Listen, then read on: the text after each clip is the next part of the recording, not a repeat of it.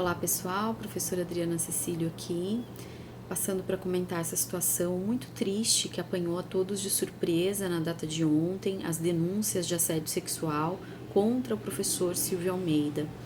É importante registrar, num primeiro momento, o absoluto respeito e admiração à trajetória acadêmica do professor Silvio, que é uma referência absoluta para todos nós. A obra dele, Racismo Estrutural, foi uma obra que impactou a sociedade como um todo. Todos os professores que estudam o tema se abeberaram desses conhecimentos, dessa pesquisa, e isso foi algo revolucionário de uma certa forma, porque trouxe clareza para um fenômeno que é estruturante dentro da nossa sociedade. Então, é muito triste, é profundamente doloroso lidar com essa sensação de decepção, de desapontamento, em razão dessa admiração tão profunda pela sua trajetória, pela contribuição que ele fez para a sociedade brasileira, para a academia, mas para a sociedade brasileira de uma maneira geral. Então, dito isso, obviamente que nós temos que respeitar e prestigiar o princípio da presunção de inocência. Eu não estou aqui condenando de antemão o professor Silvio, só no meu papel de professora e de mulher feminista, eu acho importante trazer alguns esclarecimentos. Primeiro, sob o ponto de vista como professora de direito constitucional, deixar claro que houve uma falha muito grande na gestão de crise no âmbito do Ministério dos Direitos Humanos e Cidadania, porque de maneira alguma o canal oficial do governo poderia ter servido de espaço para a defesa pessoal do ministro. Isto fere o princípio da impessoalidade que está descrito no nosso artigo 37 da Constituição. Então, aí nós temos um primeiro erro e um erro bastante importante.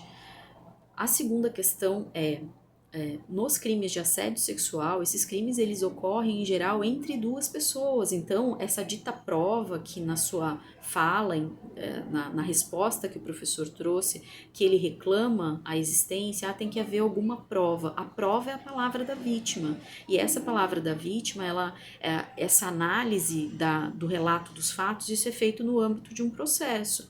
E foi noticiado que a presidência, né, o Conselho de Ética da Presidência da República já instaurou um processo para fazer essa análise. Então, isso vai acontecer dentro do âmbito do processo para proteger a identidade das vítimas, que é algo extremamente importante e que não pode ser desprestigiado. A vítima não pode ser exposta.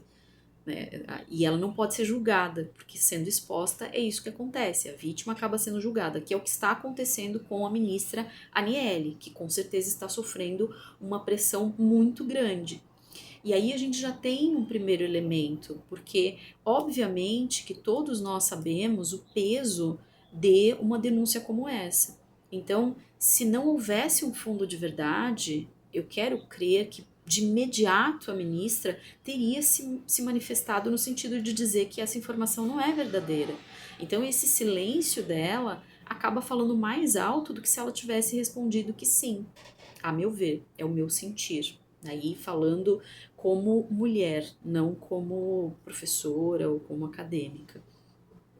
Uma segunda questão importante nessa situação toda é o fato de que ontem à noite o Ministério dos Direitos Humanos lançou uma nota questionando a credibilidade do Me Too, que é o organismo que fez essas denúncias, que reuniu, que acolheu as vítimas e formulou a denúncia.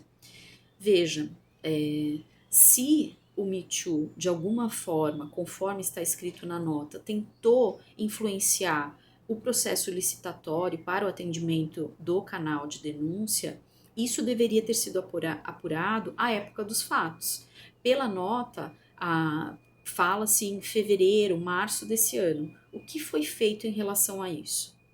Se não foi feito nada, houve uma falha por parte da estrutura como um todo do Ministério dos Direitos Humanos e Cidadania, porque eles continuam em contato com a organização, com a entidade. O que foi feito para afastar essa tentativa de influência?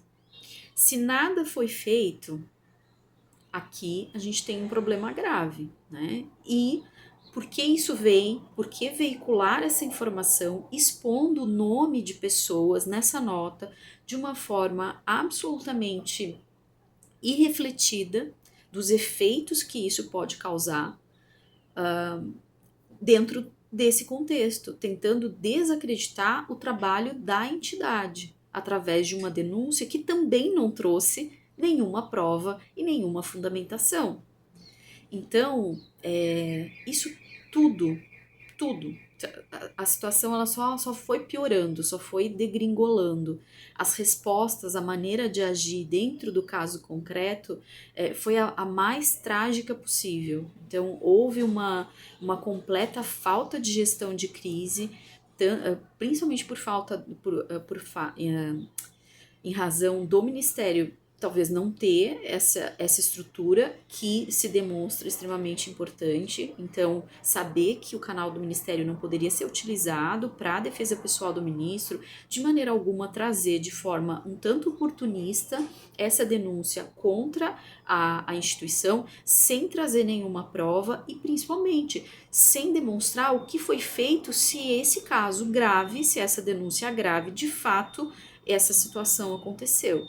Então, a conjuntura dos fatos é muito ruim, desgasta muito o governo, desgasta muito pautas extremamente importantes, como a questão do machismo, que precisa ser combatida e que, portanto, eu quero deixar claro aqui que eu vou aguardar o desenvolvimento do processo de uma maneira geral, mas aguardar ao lado das mulheres, porque eu sei o quão difícil é para uma mulher ter coragem de denunciar uma violação à sua dignidade, porque a mulher sempre é colocada como o objeto de julgamento. Então, denunciar uma pessoa que está em um espaço de poder, que tem uma rede de proteção importante, isso demanda muita coragem.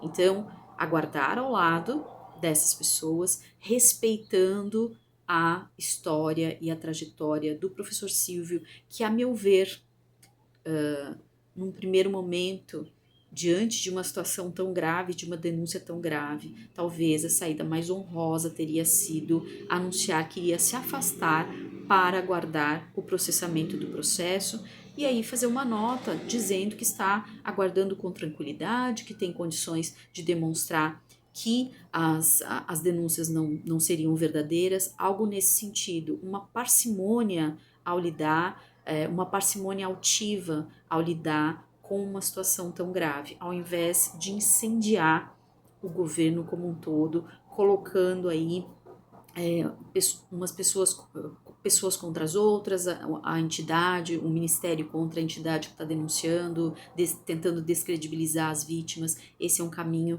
trágico e equivocado.